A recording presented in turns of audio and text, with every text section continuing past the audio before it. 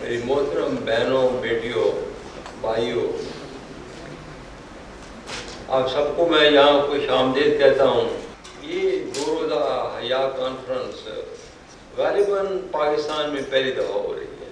حیا کا موضوع کے اوپر کہا تو بڑا کچھ جاتا ہے، لیکن اس کو ایک منظم طریقے سے سبجیکٹ کو نہ مسجدوں سے بولا جاتا ہے، نہ ہی عوامی پلیٹ فارموں سے، اگر ہم سب اس سے افیکٹڈ ہیں تو انشاءاللہ تعالیٰ یہ جو آپ کے 2 روزہ کانفرنس ہے، اس میں حیا، شرم و حیا ہو، اس بہت ساری باتیں ڈسکس ہوں گی، جن کا میں ابھی آپ کو کچھ تعارف کراؤں گا، اور اس کے بعد ہمارے لرنڈ اسپیکرز آئیں گے اور سارا اس سبجیکٹ کو کور کریں گے۔ اللہ تعالیٰ فرماتے ہیں، اور وہ لوگ جو چاہتے ہیں کہ مسلمانوں میں فحش باتیں پھیلیں، ان کے لیے دردناک عذاب ہے۔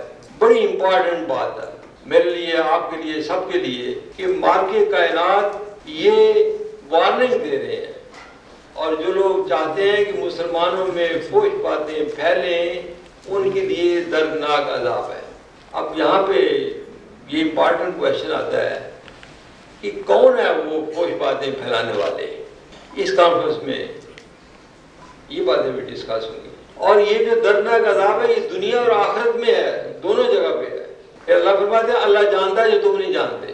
تو اس سورۃ نور کی آیت 19 کے حوالہ سے یہ جو کانفرنس ہے، اس کے پیچھے جو اسپرٹ تھی وہ یہ آیا کریمہ تھی کہ جب اتنی بڑی وارننگ ہے، اور وارننگ بھی کسی معمولی آدمی کی نہیں ہے، کسی بادشاہ کی نہیں ہے، کسی پریزیڈنٹ کی نہیں ہے، وارننگ ہے جو کائنات کا، یونیورس ساری کا رب ہے، اس کی طرف سے وارننگ ہے، اور اس کو سیریس لینا بہت ضروری ہے۔ تو جو فحش باتیں پھیلا رہے ہیں ہمارے معاشرے میں، ان کو اپنا محاسبہ بھی کرنا چاہیے، اور اپنا مستقبل جو ہے اس کے بارے میں بھی فیصلہ خود ہی کر سکتے ہیں۔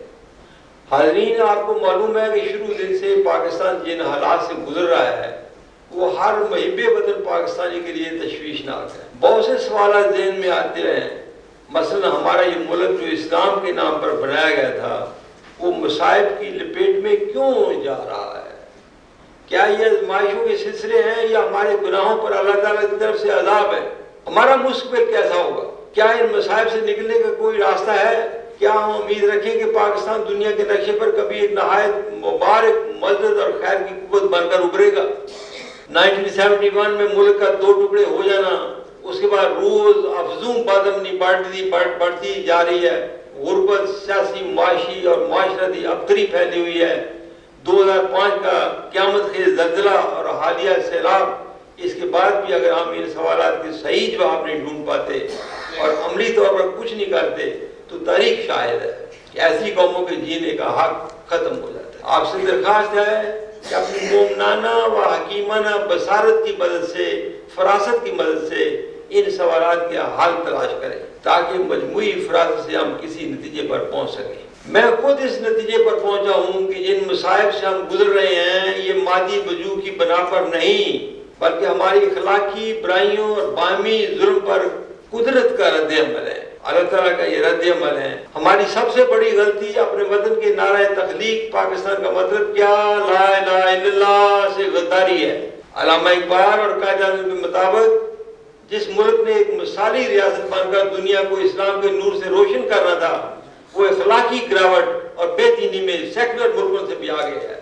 چنانچہ ہمارے کرتوت اسباب کی دنیا میں مختلف عذابوں کی شکل میں ظاہر ہو رہے ہیں۔ شاید کہ لوگ عبرت پکڑیں اور اپنی اصلاح کر لیں اور بچ جائیں۔ اس زمن میں قرآن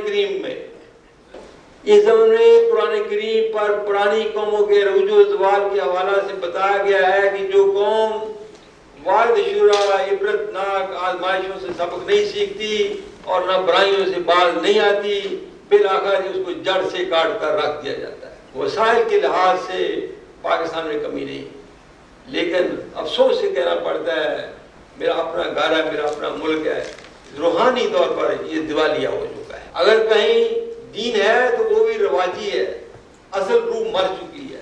ایسے میں ہمارا علاج IMF یا ورلڈ بینک یا غیروں کی مالی امداد میں نہیں بلکہ اللہ تعالیٰ کی خوشنودی حاصل کرنے میں ہے، جس کے لیے وطن عزیز میں اسلامی اقدار کا احیاء فواہش اور عریانی کے سدباب میں ہے، شہداء سے وفاداری میں ہے جنہوں نے اسلام کے نام پر اپنا خون پاکستان کی بنیادوں میں ڈالا تھا، یعنی اپنے پاکستان کو واقعی پاک جگہ بنانے میں ہے۔ اللہ تعالیٰ قرآن کریم میں فرماتے ہیں تم میری مدد کرو میں تمہاری مدد کروں گا۔ اللہ تعالیٰ جس کام میں مدد کے لیے فرماتے ہیں یہ وہی کام ہے جس کے لیے اس نے اپنے 1,24,000 پیغمبر بھیجے تھے اور خاتم النبیین سرور کائنات صلی اللہ علیہ وسلم پر اس کی ہدایت کی تکمیل فرمائی۔ یہ کام نہ کرنے کی وجہ سے ہم اللہ تعالیٰ کی مدد سے محروم ہو چکے ہیں اور اسباب کے سامنے لاچار ہیں، اس لیے ہمارے ذکر و فکر، نمازیں، حج، زکوٰۃ، دعا اور درود و سلام بے اثر ہیں۔ دوسری طرف ملک میں فواہش، عریانی اور اخلاقی برائیاں روز افزا اضافہ ہو رہا ہے۔ یوں ہم نے نیکی اور بدی کے درمیان سمجھوتا کر رکھا ہے تاکہ جو کہ منافعوں کا وتیرہ ہے۔ اگر آپ پاکستان کو خوشحال پرامن وطن بنانا چاہتے ہیں تو فحش کو پھیلنے سے روکنے کے لیے محبت سے، حکمت سے، زبردستی نہیں، اس کام میں زبردستی نہیں چلے گی، محبت سے عوام کو عقائد دی جائے۔ اس سلسلہ میں جناب میاں محمد نواز شریف صاحب کو ان برائیوں کے سدباب کے لیے تقریباً 1,00,000 دستخطوں کے ساتھ ہم نے اپیل کی 1 سال پہلے، اور یہ اپیل جو تھی یہ پریزیڈنٹ صاحب کو بھی بھیجی، چیف جسٹس کو بھی بھیجی اور دیگر جو امپارٹنٹ لوگ ہیں ان کو بھیجی 1,00,000 لوگوں کے دستخطوں کے ساتھ۔ تھیم یہ تھا کہ ہمارے گھروں کے اوپر جو کلچرل گند پھینکا جا رہا ہے اس کو بند کریں۔ اسی سلسلے میں جناب محترم حافظ عاقب سعید صاحب امیر تنظیم اسلامی کی قیادت میں عدالت میں بھی اپیل کی گئی، لیکن 1-2 اپیلوں سے موزوں نتائج کی توقع نہیں کرنی چاہیے۔ بھائیوں اور بہنوں، میڈیا اور دیگر ذرائع ابلاغ سے پاکستان میں پھیلائی جانے والی بے حیائی، عریانی اور فحاشی کا سدباب ہونا چاہیے۔ پاکستان میں شرم و حیا اور اسلامی خاندانی اقدار کے خاتمے اور اس کی جگہ مغربی کلچر کے پھیلنے کا کام عالمی دجالی قوتوں کا حصہ ہے۔ پاکستان میں اس کے اثرات آنے لگے ہیں، اس کے نتیجے میں طلاقوں کی شرح دن بدن بڑھ رہی ہے، شراب خانے، نائٹ کلبیں کھل رہی ہیں اور اقارب کے درمیان دوری، ماں باپ سے بدتمیزی، ایک دوسرے سے لا تعلقی کی وبا تیزی سے پھیل رہی ہے۔ بچوں کے جرائم میں بڑی تیزی سے اضافہ ہو رہا ہے۔ پاکستان میں شماریات کی ہمیشہ کمی ہوتی ہے، لیکن کچھ شماریات جو اویلیبل ہیں ان کے مطابق 2002 سے لے کے 2012 تک 10 سالوں میں طلاقوں کی شرح جو ہے پہلے جو طلاقوں کی شرح تھی 3 گنا ہو گئی ہے۔ فیملی پلاننگ کی ایک رپورٹ کے مطابق 2002 سے 2012 تک ان 10 سالوں میں پاکستان میں ہر ہزار میں سے اور اب یہ فگر پچھلے 10 سالوں میں بڑھ کے 50,000 ہو گئی، پہلے 20,000 تھی 50,000۔ اسی دورانیہ میں طلاق کی شرح میں 3 گنا اضافہ ہوا ہے۔ بے دینی، فحاشیت، منکرات کے سیلاب کے سامنے باندھ رہی میں ہماری عاقبت محفوظ ہے۔ یہ فگر یہاں پہ غلط ٹائپ ہوا ہے۔ جو اسقاط حمل کے جو 2012 میں جو رپورٹڈ فیملی پلاننگ ڈپارٹمنٹ سے 22 لاکھ بچے بیفور برتھ، ہم 300-400,000 کی وری کرتے ہیں جو بھوک سے مر جاتے ہیں، بیماری سے مر رہے ہیں۔ یہ 22 لاکھ جن کو مارا جاتا ہے، اور یہ میرے پیارے وطن میں 2012 میں، اور یہ رپورٹڈ ہیں۔ جو نان رپورٹڈ ہیں ان کا آپ اندازہ لگائیں کس قدر ہوں گے۔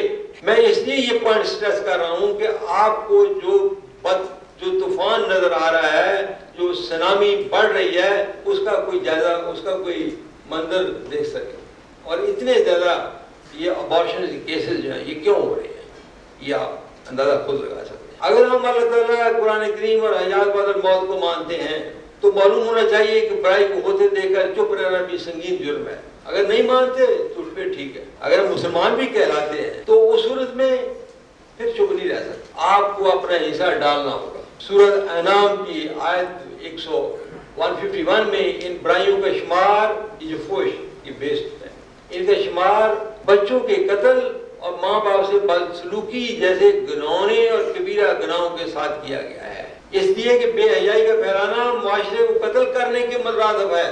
بے حیائی کا پھیلانا معاشرے کو قتل کرنے کے مترادف ہے. فحاشی خواہ ظاہر میں ہو یا چھپی، اللہ تعالیٰ نے اسے قریب تک جانے سے منع فرمایا ہے کہ اسے قریب بھی نہ جاؤ. اللہ تعالیٰ کے ایسے احکام کے بعد اس بات میں کسی قسم کا شک و شبہ نہیں ہونا چاہیے کہ فحاشی بے حیائی پھیلانا بہت بڑا گناہ ہے اور اس کا سدباد وقت کی اہم ترین ضرورت ہے.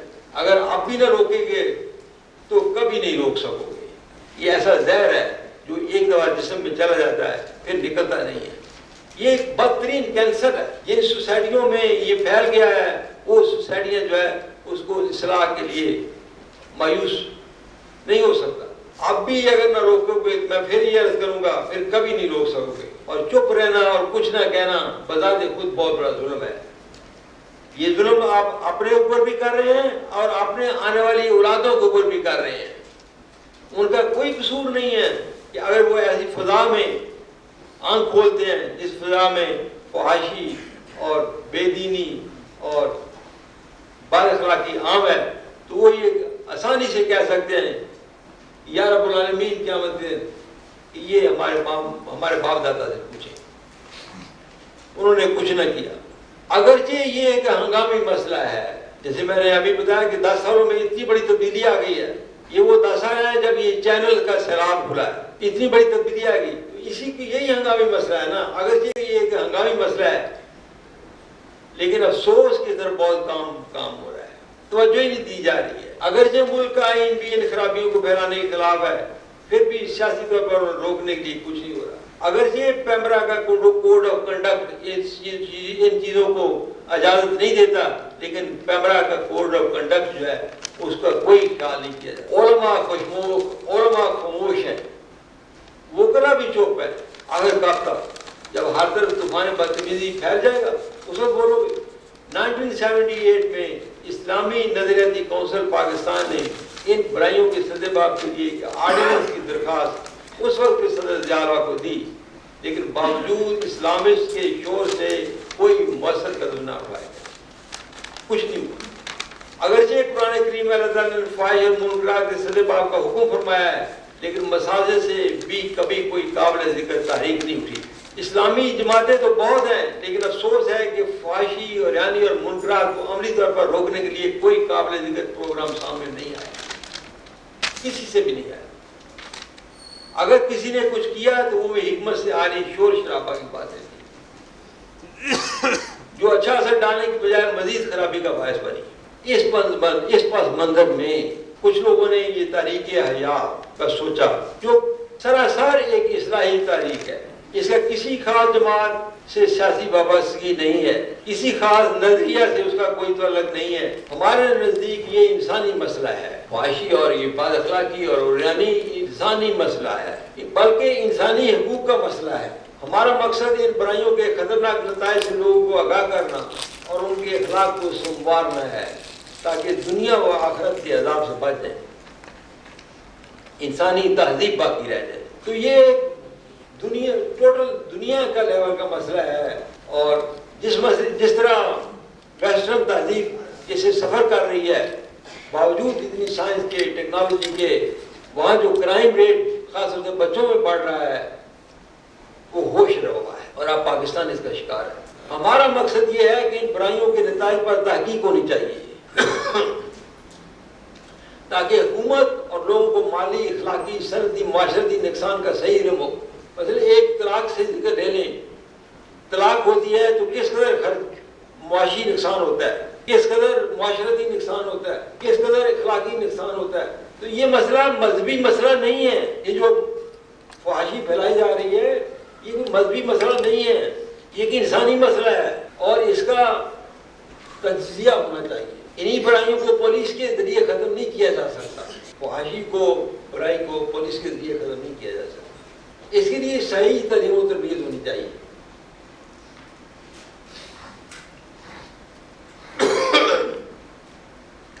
تو یہ کام لے کے تحریک حیا شروع ہوئی ہے. اس کی ممبرشپ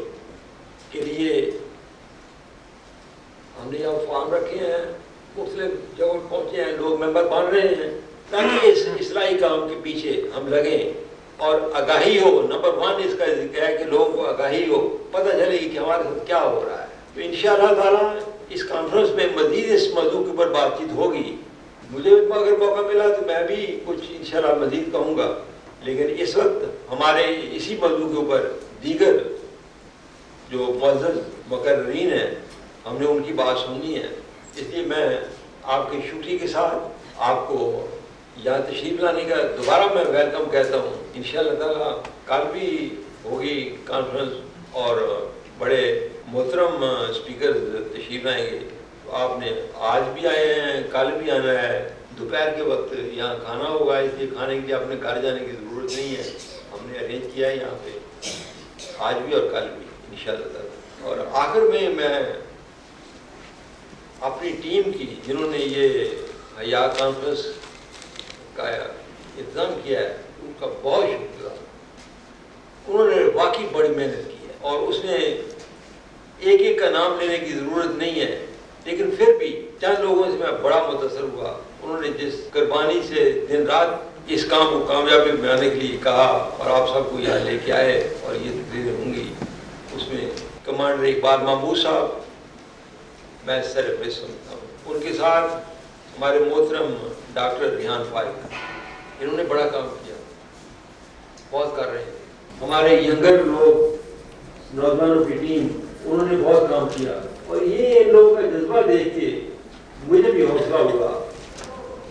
इंशाअल्लाह अगर हम सब्र से और दुआ के साथ लगे रहेंगे तो यकीनन काम करेंगे। शुक्रिया।